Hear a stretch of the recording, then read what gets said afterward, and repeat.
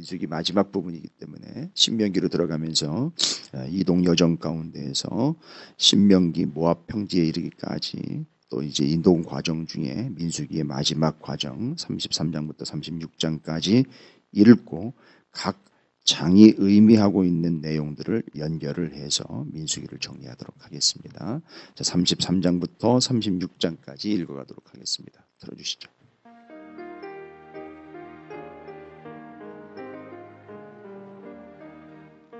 57일 민수기 33장에서 36장 이스라엘의 여정과 도피성. 이스라엘은 광야 40년 동안 걸어온 여정을 회고하고 그들이 들어갈 가나안 땅에 대한 경계를 미리 확정받습니다. 민수기 33장 모세와 아론의 인도로 대오를 갖추어 애굽을 떠난 이스라엘 자손들의 노정은 이러하니라. 모세가 여호와의 명령대로 그 노정을 따라 그들이 행진할 것을 기록하였으니 그들이 행진한 대로의 노정은 이러하니라. 그들이 첫째 달 15째 날에 라암셋을 떠났으니 곧 6월절 다음 날이라. 이스라엘 자손이 애굽 모든 사람의 목전에서 큰 권능으로 나왔으니 애굽인은 여호와께서 그들 중에 치신 그 모든 장자를 장사하는 때라. 여호와께서 그들의 신들에게도 벌을 주셨더라. 이스라엘 자손이 라암셋을 떠나 숫곳에 진을 치고 숫곳을 떠나 광야 끝 에담에 진을 치고 에담을 떠나 바알스본 앞 비하히롯으로 돌아가서 믹돌 앞에 진을 치고 하이롯 앞을 떠나 광야를 바라보고 바다 가운데를 지나 에담 광야로 사흘길을 가서 마라에 진을 치고 마라를 떠나 엘림에 이르니 엘림에는 샘물 12과 종려 70그루가 있으므로 거기에 진을 치고 엘림을 떠나 홍해 가에 진을 치고 홍해 가를 떠나 신광야에 진을 치고 신광야를 떠나 돛가에 진을 치고 돛가를 떠나 알루스에 진을 치고 알루스를 떠나 르비딤에 진을 쳤는데 거기는 백성이 마실 물이 없었더라. 르비딤을 떠나 신의 광야에 진을 치고 신의 광야를 떠나 기브롯 핫다 아와에 진을 치고 기브롯 핫다 아와를 떠나 하세롯에 진을 치고 하세롯을 떠나 림마에 진을 치고 림마를 떠나 림몬 베레스에 진을 치고 림몬 베레스를 떠나 림나에 진을 치고 림나를 떠나 리사에 진을 치고 리사를 떠나 그헬 라다에 진을 치고 그헬 라다를 떠나 세벨산에 진을 치고 세벨산을 떠나 하라다에 진을 치고 하라다를 떠나 마켈롯에 진을 치고 마켈롯을 떠나 다핫에 진을 치고 다핫을 떠나 데라에 진을 치고 데라를 떠나 미가에 진을 치고 미가를 떠나 하스모나에 진을 치고 하스모나를 떠나 모세롯에 진을 치고 모세롯을 떠나 분해야 아간에 진을 치고 분해야 아간을 떠나 홀라기갓에 진을 치고 홀라기갓을 떠나 욕바다에 진을 치고 욕바다를 떠나 아브로나에 진을 치고 아브로나를 떠나 에시온 게벨에 진을 치고 에시온 게벨을 떠나 신광야 곧 가데스에 진을 치고 가데스를 떠나 에돔 땅 변경의 호르산에 진을 쳤더라. 이스라엘 자손이 애굽 땅에서 나온 지 40년째 5월 초 하루에 제사장 아론이 여호와의 명령으로 호르산에 올라가 거기서 죽었으니 아론이 호르산에서 죽던 때 나이는 123세였더라. 가나안 땅 남방에 살고 있는 가나안 사람 아랏 왕은 이스라엘 자손이 온다는 소식을 들었더라. 그들이 호르산을 떠나 살모나에 진을 치고 살모나를 떠나 분온에 진을 치고 분온을 떠나 오봇에 진을 치고 오봇을 떠나 모압 변경 이에 아바림에 진을 치고 이 임을 떠나 디본갓에 진을 치고 디본갓을 떠나 알몬 디블라 다임에 진을 치고 알몬 디블라 다임을 떠나 느보 앞 아바림산에 진을 치고 아바림산을 떠나 여리고 맞은편 요단강가 모압 평지에 진을 쳤으니 요단강가 모압 평지 진영이 110못에서부터 아벨시딤에 이르렀더라. 여리고 맞은편 요단강가 모압 평지에서 여호와께서 모세에게 말씀하여 이르시되 이스라엘 자손에게 말하여 그들에게 이르라. 너희가 요단강을 건너 가나안 땅에 들어가거든 그 땅의 원주민을 너희 앞에서 다 몰아내고 그 새긴 석상과 부어 만든 우상을 다 깨뜨리며 산 땅을 다 헐고 그 땅을 점령하여 거기 거주하라. 내가 그 땅을 너희 소유로 너희에게 주었습니다. 너희의 종족을 따라 그 땅을 제비 뽑아 나눌 것이니 수가 많으면 많은 기업을 주고 적으면 적은 기업을 주되 각기 제비 뽑은 대로 그 소유가 될 것인즉 너희 조상의 지파를 따라 기업을 받을 것이니라. 너희가 만일 그 땅의 원주민을 너희 앞에서 몰아내지 아니하면 너희가 남겨둔 자들이 너희의 눈에 가시와 너희의 옆구리에 찌르는 것이 되어 너희가 거주하는 땅에서 너희를 괴롭게 할 것이요 나는 그들에게 행하기로 생각한 것을 너희에게 행하리라. 민수기 34장 여호와께서 모세에게 말씀하여 이르시되 너는 이스라엘 자손에게 명령하여 그들에게 이르라. 너희가 가나안 땅에 들어가는 때에 그 땅은 너희의 기업이 되리니 곧 가나안 사방 지경이라. 너희 남쪽은 에돔 볕에 접근한 신광야니 너희의 남쪽 경계는 동쪽으로 여매 끝에서 시작하여 돌아서 아그라빔 언덕 남쪽에 이르고 신을 지나 가데스 바네아 남쪽에 이르고 또 하살 아다를 지나 아스몬에 이르고 아스몬에서 돌아서 애굽 시내를 지나 바다까지 이르느니라. 서쪽 경계는 대해가 경계가 되나니 이는 너희의 서쪽 경계니라. 북쪽 경계는 이러하니 대해에서부터 호르산까지 그어라. 호르산에서 그 하맛 어귀에 이르러 스닷에 이르고 그 경계가 또 시브론을 지나 하살 에난에 이르나니 이는 너희의 북쪽 경계니라. 너희의 동쪽 경계는 하살 에난에서 그 스밤에 이르고 그 경계가 또 스밤에서 리블라로 내려가서 아인 동쪽에 이르고 또 내려가서 긴네렛 동쪽 해변에 이르고 그 경계가 또 요단으로 내려가서 여매에 이르나니 너희 땅의 사방 경계가 이러하니라. 모세가 이스라엘 자손에게 명령하여 이르되 이는 너희가 제비 뽑아 받을 땅이라. 여호와께서 이것을 아홉 지파 반쪽에게 주라고 명령하셨나니 이는 루벤 자손의 지파와 갓 자손의 지파가 함께 그들의 조상의 가문에 따라 그들의 기업을 받을 것이며 므낫세 반쪽도 기업을 받았음이니라. 이 두 지파와 그 반 지파는 여리고 맞은편 요단 건너편 곧 해돋는 쪽에서 그들의 기업을 받으리라. 여호와께서 또 모세에게 말씀하여 이르시되 너희에게 땅을 기업으로 나눌 자의 이름은 이러하니 제사장 일라살과 눈의 아들 여호수아니라. 너희는 또 기업의 땅을 나누기 위하여 각 지파에 한 지휘관씩 택하라. 그 사람들의 이름은 이러하니 유다 지파에서는 여분의 아들 갈렙이요 시므온 지파에서는 암미 후세 아들 스무엘이요 베냐민 지파에서는 기술론의 아들 엘리라시요 단 자손 지파에서는 지휘관 요글리 아들 붓기요 요셉 자손 중 므낫세 자손 지파에서는 지휘관 에보스의 아들 한니엘이요 에브라임 자손 지파에서는 지휘관 십단의 아들 그무엘이요 스불론 자손 지파에서는 지휘관 바르나의 아들 엘리사반이요 이사갈 자손 지파에서는 지휘관 아산의 아들 발디엘이요 아셀 자손 지파에서는 지휘관 술로미의 아들 아히후시요 납달리 자손 지파에서는 지휘관 암미 후세 아들 부다헬이니라 하셨느니라. 이들이 여호와께서 명령하사 가나안 땅에서 이스라엘 자손에게 기업을 받게 하신 자들이니라. 민수기 35장 여호와께서 여리고 맞은편 요단강가 모압 평지에서 모세에게 말씀하여 이르시되 이스라엘 자손에게 명령하여 그들이 받은 기업에서 레위인에게 거주할 성읍들을 주게 하고 너희는 또 그 성읍들을 두르고 있는 초장을 레위인에게 주어서 성읍은 그들의 거처가 되게 하고 초장은 그들의 재산인 가축과 짐승들을 둘 곳이 되게 할 것이라. 너희가 레위인에게 줄 성읍들의 들은 성벽에서부터 밖으로 사방 1000규빗이라. 성을 중앙에 두고 성밖 동쪽으로 2000규빗, 남쪽으로 2000규빗, 서쪽으로 2000규빗, 북쪽으로 2000규빗을 측량할지니 이는 그들의 성읍의 들이며 너희가 레위인에게 줄 성읍은 살인자들이 피하게 할 도피성으로 6성읍이요 그 외에 42성읍이라. 너희가 레위인에게 모두 48성읍을 주고 그 초장도 함께 주되 너희가 이스라엘 자손의 소유에서 레위인에게 너희가 성읍을 줄 때에 많이 받은 자에게서는 많이 떼어서 주고 적게 받은 자에게서는 적게 떼어 줄 것이라. 각기 받은 기업을 따라서 그 성읍들을 레위인에게 줄지니라. 여호와께서도 모세에게 말씀하여 이르시되 이스라엘 자손에게 말하여 그들에게 이르라. 너희가 요단강을 건너 가나안 땅에 들어가거든 너희를 위하여 성읍을 도피성으로 정하여 부지 중에 살인한 자가 그리로 피하게 하라. 이는 너희가 복수할 자에게서 도피하는 성을 삼아 살인자가 회중 앞에 서서 판결을 받기까지 죽지 않게 하기 위함이니라. 너희가 줄 성읍 중에 6을 도피성이 되게 하되 세 성읍은 요단 이쪽에 두고 세 성읍은 가나안 땅에 두어 도피성이 되게 하라. 이 6성읍은 이스라엘 자손과 타국인과 이스라엘 중에 거류하는 자의 도피성이 되리니 부지 중에 살인한 모든 자가 그리로 도피할 수 있으리라. 만일 철 연장으로 사람을 쳐 죽이면 그는 살인자니 그 살인자를 반드시 죽일 것이요 만일 사람을 죽일 만한 돌을 손에 들고 사람을 쳐 죽이면 이는 살인한 자니 그 살인자는 반드시 죽일 것이요 만일 사람을 죽일 만한 나무 연장을 손에 들고 사람을 쳐 죽이면 그는 살인한 자니 그 살인자는 반드시 죽일 것이니라. 피를 보복하는 자는 그 살인한 자를 자신이 죽일 것이니 그를 만나면 죽일 것이요 만일 미워하는 까닭에 밀쳐 죽이거나 기회를 엿보아 무엇을 던져 죽이거나 아기를 가지고 손으로 쳐 죽이면 그 친자는 반드시 죽일 것이니 이는 살인하였습니다. 피를 보복하는 자는 살인자를 만나면 죽일 것이니라. 아기가 없이 우연히 사람을 밀치거나 기회를 엿봄이 없이 무엇을 던지거나 보지 못하고 사람을 죽일 만한 돌을 던져서 죽였을 때에 이는 아기도 없고 헤아려 한 것도 아닌즉 회중이 친자와 피를 보복한 자 간에 이 규례대로 판결하여 피를 보복하는 자의 손에서 살인자를 건져내어 그가 피하였던 도피성으로 돌려보낼 것이요 그는 거룩한 기름 부음을 받은 대제사장이 죽기까지 거기 거주할 것이니라. 그러나 살인자가 어느 때든지 그 피하였던 도피성 지경 밖에 나가면 피를 보복하는 자가 도피성 지경 밖에서 그 살인자를 만나 죽일지라도 피 흘린 죄가 없나니 이는 살인자가 대제사장이 죽기까지 그 도피성에 머물러야 할 것입니다. 대제사장이 죽은 후에는 그 살인자가 자기 소유의 땅으로 돌아갈 수 있느니라. 이는 너희의 대대로 거주하는 곳에서 판결하는 규례라. 사람을 죽인 모든 자 그 살인한 자는 증인들의 말을 따라서 죽일 것이나 한 증인의 증거만 따라서 죽이지 말 것이요 고의로 살인죄를 범한 살인자는 생명의 속전을 받지 말고 반드시 죽일 것이며 또 도피성에 피한 자는 대제사장이 죽기 전에는 속전을 받고 그의 땅으로 돌아가 거주하게 하지 말 것이니라. 너희는 너희가 거주하는 땅을 더럽히지 말라. 피는 땅을 더럽히나니 피 흘림을 받은 땅은 그 피를 흘리게 한 자의 피가 아니면 속감을 받을 수 없느니라. 너희는 너희가 거주하는 땅 곧 내가 거주하는 땅을 더럽히지 말라. 나 여호와는 이스라엘 자손 중에 있음이니라.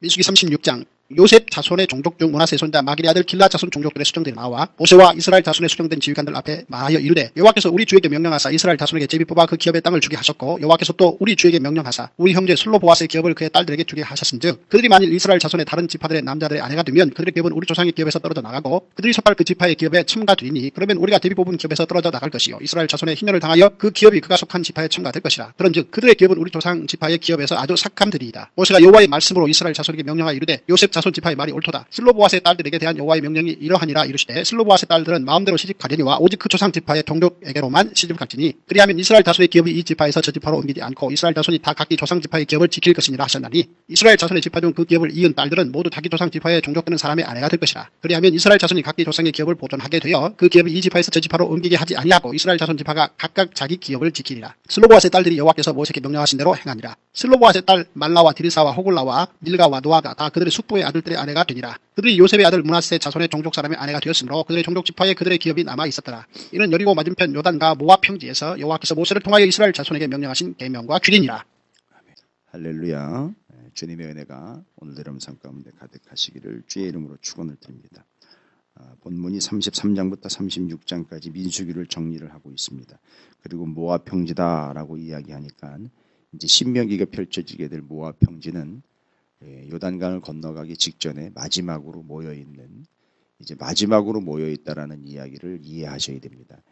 이들이 운집을 해서 단위로 하나의 단위로 쭉 움직여서 진을 치다가 또 거두어서 움직이다가 진을 칩니다.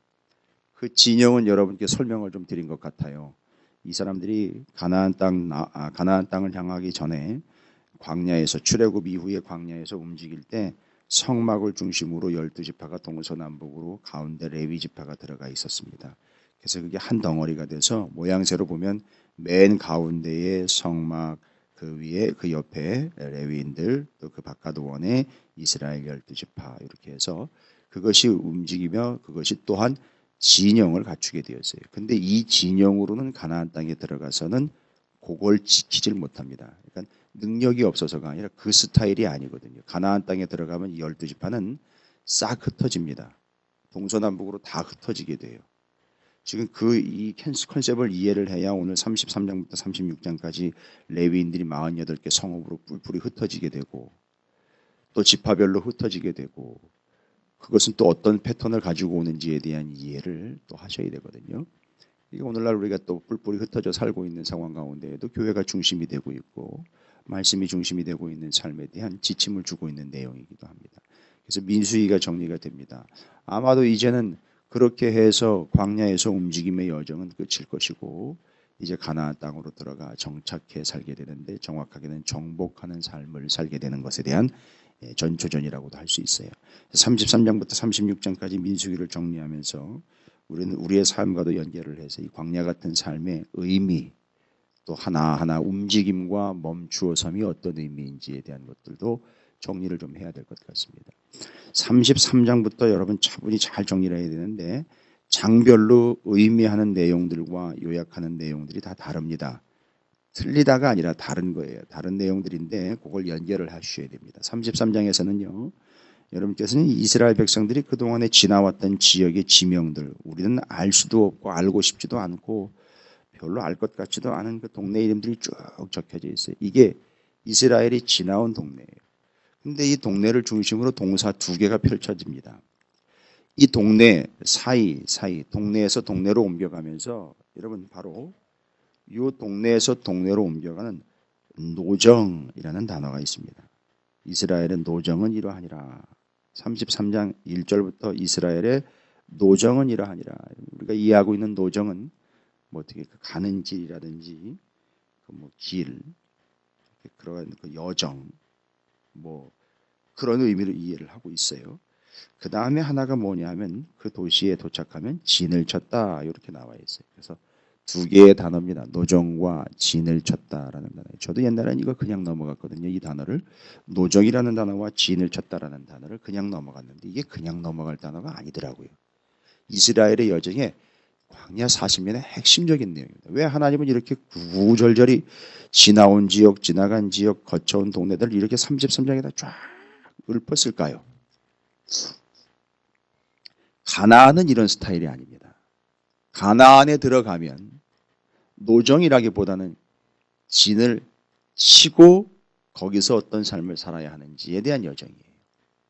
근데 광야에서는 노정입니다. 움직이다가 진을 치고 또 움직이다가 진을 칩니다. 그러면 이 노정과 진을 쳤다라는 단어는 정확하게 좀 여러분이 이해를 하고 계셔야 되거든요. 노정이라는 말은 히브리어로 마사라는 단어예요. 마사. 그런데 이 노정이라는 마사가 가지고 있는 의미는 뭐냐면 여러분께서는 이해하시고 있는 것처럼 여행, 움직여서 이제 행진하는 거, 뭐 출발하는 거, 심지어는 야영지, 주든지 뭐 이런 길, 행진하다 이런 뜻이 있어요. 그런데 이게 노정이라는 마사라는 단어가 어디서부터 왔느냐면 나사흐라는 단어에서 왔어요. 원래 이 단어는 나사흐라는 단어에서 왔습니다. 그냥 이 단어 자체가 있었던 게 아니라 나사흐라는 단어에서 왔는데 마사가 바로 나사흐로부터 온 거예요. 그러니까 의미가 거기 담겨 있는데 그 나사흐라는 단어는 뭐냐면 잡아 뽑다라는 얘기예요. 잡아 뽑다. 잡아 뽑다, 뽑혀지다, 뽑아내다. 그러니까 무슨 얘기냐 하면 이스라엘이 광야 40년 동안 그냥 여기 아니면 저기, 저기 아니면 저기로 순서대로 옮겨간 게 아니라 하나님이 애굽에서부터 잡아 뽑아내서 광야로 왔고 이 동네에서 저 동네로 잡아 뽑아서 또 옮기시는 거고 잡아 뽑아서 옮기시는 건데 잘 보시면 이게 무슨 의미냐면 이스라엘 백성들 안에 있는 이 더러운 속성들과 인성과 본성과 육성들 이런 것들을 잡아 뽑아내는 과정이었다는 거예요. 옮기면서. 실제로 이들을 거기서 잡아 뽑아내고 또 뽑아내가지고 우리는 움직여서 여기서 저기로 가는 걸로 얘기했잖아요. 아니요. 모내기로 말하자면 모를 심어놓은 걸 뽑아가지고 이쪽으로 옮기고 뽑아가지고 이쪽으로 옮기는 거나 마찬가지의 여정인 거예요. 왜일까요? 그들 안에 있는 아닌 것들을 뽑아내기 위한 여정이었다는 거죠. 그래서 구구절절히 어디서부터 어디로 갔고 어디서부터 어디로 갔다라고 이야기할 때 어디서부터 어디로 얼마만큼 걸어갔다가 아니라 거기서 또 나는 뽑혀서 내 본성에 더러운 것들이 뽑혀서 어디로 옮겨 놓으시고 뽑혀서 또 어디로 옮겨 놓으십니다. 그렇다면 이 찾으시는 교회도 거기서 여기로 뽑아서 옮겨 놓으심으로 또 우리 안에 있는 아닌 것들을 또 뽑아서 내 던지시고 또 여기 또 그렇게 또 뽑아서 그렇게 또 인도하실 거예요. 여러분 여러분의 삶의 여정에 그런 일이 있습니까? 또 다음 그런 일이 있을 거예요. 또 그런 일이 있을 겁니다. 왜일까요? 편안하게 좀 살았으면 좋겠는데 내 의도대로 됐으면 좋겠는데 생각대로 아니요. 절대 그렇지 않습니다. 여러분 안에 있는 뽑아내야 될 것들을 뽑아내시는 과정이라는 걸 절대 잊지 마십시오. 낫사흐라는 단어로부터 마사가 왔어요. 그냥 단순히 장소를 옮겨가는 게 아니에요. 하나님 뽑아내시는 거예요. 계속 뽑아내시는 거예요. 기름 짜듯 뽑아내시는 거예요. 우리 안에 있는 것들 아닌 것들 계속 뽑아내시는 거예요. 그래서 교회도 문제가 바람잘 날이 없는 것처럼 계속 되는 이유가 뭘까요? 거기서 계속 뽑아내시는 거예요. 뽑아내는 겁니다. 그게 노정이라는 단어예요. 그 다음에 진을 쳤다라는 단어는 하나라는 단어인데 히브리어로 하나라는 단어인데 여러분이 진쳤다라는 말은 그냥 머물러 거주하다라는 뜻보다 제일 먼저 있는 단어 뜻이 있어요. 그러니까 머물다 텐트를 치고 거기 주둔하다라는 의미보다 먼저 있는 의미, 첫 번째 의미 있어요. 하나라는 단어는 그게 뭐냐면 머리를 숙이다, 굴복하다, 기울이다라는 뜻이에요. 그거 잘 보세요. 뽑아내서 여기서 저기로 아닌 것에서 하나님의 뜻으로 뽑아서 여기로 옮겨놓고 난 다음엔 거기서 뭐 하는 겁니까? 하나님께 굴복하게 만드는 거예요. 하나님께 머리를 숙이게 만드는 겁니다. 여러분 이게 광야의 여정이에요. 알고 봤더니 이게 다 해결이 되고 설명이 되더라고요. 그냥 단순히 장소를 옮겨놓은 장소의 이동이 아니었어요. 뽑아내서 하나님 앞에 굴복하게 하며 하나님 앞에 머리를 숙이게 하는. 근데 잘 보시면은 이스라엘의 여정 가운데 뽑아서 거기까지 왔는데 뽑혀지지 않은 것들 때문에 어떻게 됩니까? 거기서 하나님께 머리 숙이지 않고 우상에게 머리를 숙이고 다른 것에 머리를 숙이며 굴복하는 삶을 그렇게 계속 살아왔죠. 그때마다 또 뽑아서 옮기시는 거예요. 또 뽑아서 옮기시고 또 뽑아서 옮기시는 거예요.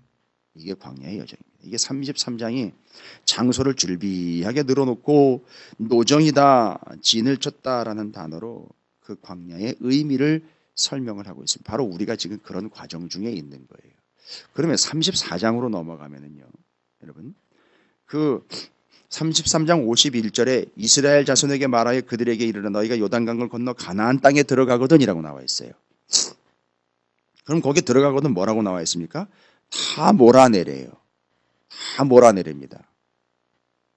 여러분 가나안 땅 들어가면은 움직이는 여정은 아니잖아요.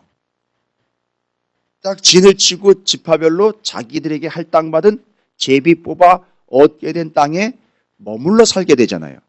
그렇게 되면 그렇게 되거들랑 거기서 뭐 하려는 거죠? 거기서 우상 다 몰아내고 석상 부어 만든 우상 깨뜨리고 산당 다 헐라 이런 얘기잖아요. 그죠? 광야에서는 어땠다고요? 노정 중에 옮겨 놓으신 하나님의 뽑아내심의 과정 중에 그 뽑아내심으로 인하여 하나님 앞에 굴복하게 만드는 여정이었는데 가나안 땅의 여정은 진부터 쳐요. 그렇죠? 먼저 가서 정착을 하게 됩니다. 그럼 여기 진 쳤다라는 말은 이 땅은 하나님의 땅이니까 하나님 주신 거에 대해서 먼저 인정하는 거죠. 그 다음에 할 일이 뭡니까? 거기서 광야에서 노정이라고 일컬어지고 뭐예요? 뽑아내는 거잖아요. 그걸 그 다음에 하는 거예요. 이 재밌어요. 33장, 34장이 상당히 대꾸가 이루어지면서 광야의 여정, 가나안 땅의 여정이 내용은 같은데 순서가 달라요. 뽑혀지고 뽑아내는 여정을 통해서 하나님께 굴복합니다. 근데 가나안 땅은 먼저 들어가 정착을 하고 난 다음에 거기서 뽑아내는 거예요. 여러분 이게 가나안이 그렇고 광야가 그렇다가 아니에요. 우리의 인생에 언제는 먼저 뽑아내는 게 우선이 될 수가 있고요. 그 다음에 먼저 굴복하는 게 우선이 될 때가 있어요. 이건 다 병행되어야 됩니다. 33, 34장은 병행되어야 돼요. 하나님은 아마 뽑아내실 거예요. 먼저. 그리고 그 다음에는 거기서 하나님께 굴복하게 하실 거예요. 아니면 어떨 때는요. 하나님께 먼저 굴복하게 만들고 그걸 인정한 이들이 자신 안에 있는 것들을 다 뽑아내는 여정으로 또 갈 수도 있을 거예요. 두 개 중에 언어가 정답이다라는 얘기가 아니라 두 개를 병행하면서 하나님은 가나안 땅의 여정과 광야의 여정을 통해서 하나님의 백성들을요. 하나님의 백성답게 만들어가고 있다는 겁니다. 이 과정은요. 주님이 오실 때까지 우리에게도 동일한 과정이라는 거예요. 그래서 33장과 34장을 그렇게 이해하시면서 다시 한번 읽어보십시오. 더 수월하게 이해가 되시면 더 풍성해지실 거예요. 아, 그런 틀을 갖고 있는 거구나. 그런데 35장으로 넘어가면은요. 35장에는요. 저는 이 35장을 읽으면서 옛날에는 또 그렇게 안 나가왔는데 생각을 해보십시오. 그렇게 12지파가 같이 쭉 움직이다가 가나안 땅 들어가면 12지파가 싹 흩어져야 돼요. 할당받은 땅으로 다 흩어져야 되지 않습니까? 그렇죠. 광야에서는 어떻게 했습니까? 모여 있었어요. 가나안 땅에서는 쭉 흩어져야 돼요. 쫙 위로부터 아래로 동으로부터 서로 다 흩어져야 됩니다. 그러나 재미있는 건 뭐예요? 지파별로는 모여 살아요. 자기 지파별로는 다 모여 살아요. 그런데 유일하게 한 지파만은 모여 있다가 다른 지파와는 달리 이제 가나안 땅 들어가는 순간부터 어떻게 돼요? 다 흩어져요. 레위 지파는 자기 지파별로 모여 있질 못해요. 자기들 지파별로 모여 있는 단 지파, 이사가, 스불론 이런 지파들끼리 모여 있는 그 동네로 레위 지파는 가문이 뿔뿔이 흩어져야 돼요. 가족들이 다 흩어져야 되는 거예요. 말하자면. 이게 레위인이에요. 그리고 그 레위인들은 각 지파별로 동서남북으로 흩어져 있는 지파에 48개 성읍을 정해가지고 거기에 파송된 존재로 살아가야 돼요. 이 사람들한테는 할당받은 땅이 없어요. 대신 48개의 성읍, 그걸 분양을 받아서 자기네가 각 지파별로 흩어져서 가문별로 다 그 지파들 끼어들어가서 살아야 돼요. 근데 재밌는 건 뭐죠? 48개 성읍인데 48개 성읍 중에 6개 성읍이 도피성이에요. 그러니까 이 레위인들은 도피성까지 관리를 해야 돼요. 그럼 48개 그 6개는 도피성이에요. 그럼 옛날에는 어떻게 했다고요? 옛날에는 성막 레위인들이 가운데 있었잖아요. 중심이었잖아요. 그죠? 근데 이게 흩어져 버렸잖아요. 이거 어떻게 해요, 이거? 그래서 48개 성읍을 지역별로 쫙 흩어놓고 레위인들 거기다 파송해놓고 흩어져 있는 이스라엘 백성들이 마치 성전을 중심으로 살아가는 것처럼 그 성읍을 중심으로 레위인들이 말씀 가르치고 제사 때가 되면 제사 드리러 갑시다. 6월절이 되면 예루살렘 갑시다라고 이야기해서 끌고 가고 바로 그 레위인들이 그들이 파송된 땅에서 중심적인 삶을 살고 그들에게 깨우쳐주고 절대 잊지 않고 말씀을 잊지 않고 하나님 중심, 말씀 중심, 은혜 중심, 진리 중심, 하나님 나라 중심, 위의 것 중심으로 살아갈 수 있도록 48개 성읍을 각 동네의 중심지처럼 파송을 하는 거예요. 오늘날 수많은 교회들이 그 동네의 중심지 역할을 해서 하나님께로 인도해낼 수 있는 역할을 하고 사랑하는 성도들이 각 지역에 파송이 돼서 그 가정이 그 동네의 중심이 되어서 레위의 가정이 되는 것처럼 그 역할을 감당하라고 48개 성읍이 그렇게 각 동네로 뿔뿔이 흩어진 게 아니라 그 동네에선 거기가 중심이 되는 거예요. 그 지파에겐 거기가 중심이 되는 거예요. 그래서 하나님을 잊지 않도록 하는 하나님 중심지의 삶을 살아가는 거죠. 그 다음에는요. 6개가 도피성이라고 했잖아요. 그러면 그 48개 성읍은 뭐예요? 하나님의 성전과 같은 중심지 역할을 해주면서 그때 무슨 역할을 해줘야 되죠? 도피성, 피난처의 역할을 해주는 거예요. 이게 오늘날 교회에 해야 될 역할이라는 거죠. 하나님을 중심으로 예수 그리스도를 중심으로 살아갈 수 있도록 해주는 센터의 역할을 해주어라. 그 다음에는요. 어렵고 힘들고 죽음의 위기에 있는 그들에게 피난처의 역할, 도피성의 역할을 해줘라. 48개의 성읍이 그 역할이었죠. 오늘날 각 동네, 지역, 온 인류, 온 열방 가운데 흩어져 세움받은 교회들이요. 바로 그 역할 하라는 거죠. 성도들이요. 그 역할 하라는 거죠. 그게 35장 도피성의 의미예요. 물론 이제 거기 당대 대제사장이 죽기 직전까지 실수로 사람을 죽인 이들이 들어가서 보호를 받는다라는 이런 의미들은 영적 의미로 해서 거기와 같이 이해해야 될 부분입니다만 도피성이 가지고 있고 48개 성읍이 가지고 있는 의미예요. 저는 어쩜 그렇게 이 레위인들이 목사의 삶이랑 그렇게 닮아 있는가 싶어요. 그렇죠.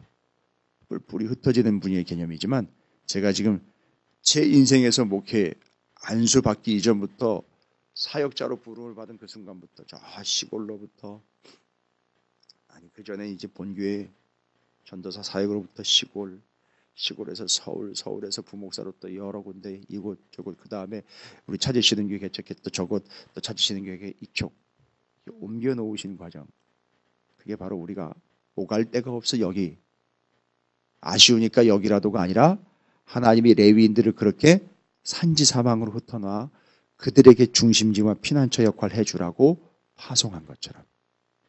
그래서 옛날에는 이제 목사들이 우리 감리교회는 그걸 늘 세 가지 준비해야 된다라고 얘기를 했잖아요. 세 가지 늘 준비. 이사갈 준비, 항상 말씀 전할 준비, 죽을 준비. 이 세 가지 항상 하고 있어야 된다라는 얘기예요.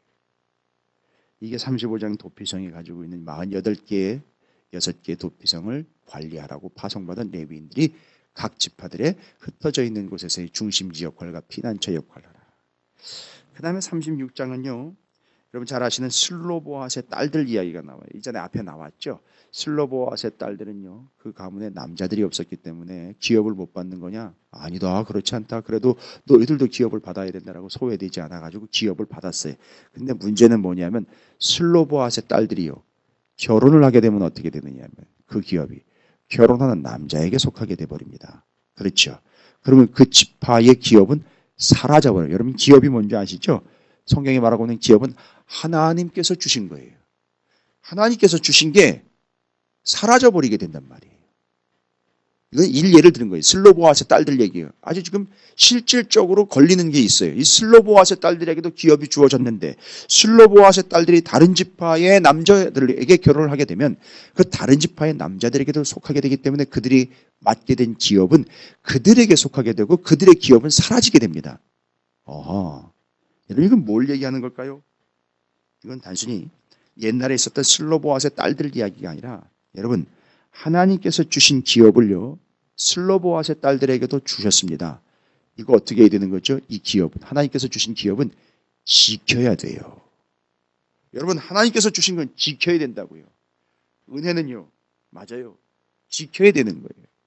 하나님이 주신 건 지켜야 되는 거죠. 그래서 우리 찾으시는 교회에 하나님이 주신 이 귀한 예배처예요. 이거 반드시 지켜야 됩니다.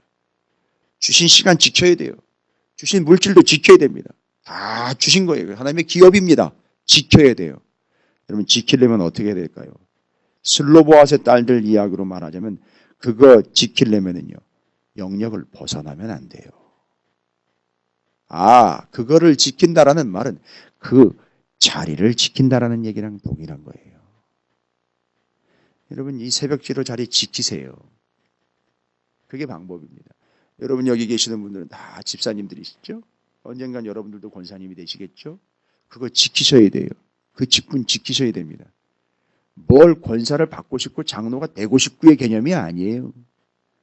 작은 성도라는 이름이든 그리스도인이라는 이름이든 집사든 권사든 장로가 됐든 목사가 됐든 사모가 됐든 하나님이 주신 기업은 반드시 지켜야 됩니다. 그걸 지키려면요 떠나가면 안 돼요. 벗어나면 안 됩니다.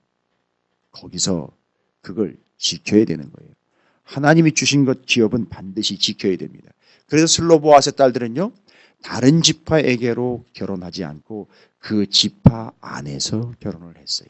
혈통의 순수성을 지켜가면서 하나님의 기업을 지켜냈다는 겁니다. 여러분께서도 그렇게 하나님이 주신 기업을 지켜내시기를 주님의 이름으로 축원을 드립니다. 이게 이제 가나안 땅의 삶을 미리 내다보면서 정리하는 본문이에요. 근데 이게 우리에게 그대로 적용이 됩니다. 이해가 되시죠? 노정과 진을 쳤다라는 말과 그 뒤로 이어지면서 가나안 땅에서는 먼저 진을 치고 그 안에 있던 걸 다 뽑아내는 것. 그 다음에는요 레위인들이 흩어져 그들의 삶에서 중심적 역할을 해주면서 도피성 역할을 해준 오늘날의 교회와 성도들의 역할론을 이야기해주고 있다. 그 다음에는요 슬로보앗의 딸들을 통해서 하나님께서 주신 기업은 반드시 지켜야 된다. 따라서 그걸 지키려면 벗어나서는 안 된다라는 거예요. 그 경계를 벗어나서는 안 되는 거예요. 하나님이 정하신 바 말씀의 경계와 은혜의 경계와 하나님께서 세우신 이 교회의 경계들을 벗어나서는 안 됩니다. 지켜내시기 바라겠습니다. 여러분 모두가 다 그렇게 가나안 여정이요 광야의 여정에서 하나님께서 인도하시는 귀한 과정을 경험하시고 누리게 되시기를 주님의 이름으로 축원을 드립니다. 오늘 본문 36장까지 33장부터 내용은 좀 많았으나 연결해서 각 장이 의미하고 있는 바들이 분명하니 다시 한번 정리하셔서 여러분의 삶에 이 노정과 진을 치는 과정, 또 진을 치고 뽑아내는 과정 중에 여러분이 그들의 중심지가 되고 도피처와 피난처가 될 뿐만 아니라 그 경계를 벗어나지 않는 슬로보아스의 딸들처럼 기업을 지켜내는 자들의 삶을 위해서 본문을 다시 한번 보시고 말씀으로 적용해내시는 귀한 한 날이 되시기를 주님의 이름으로 축원합니다.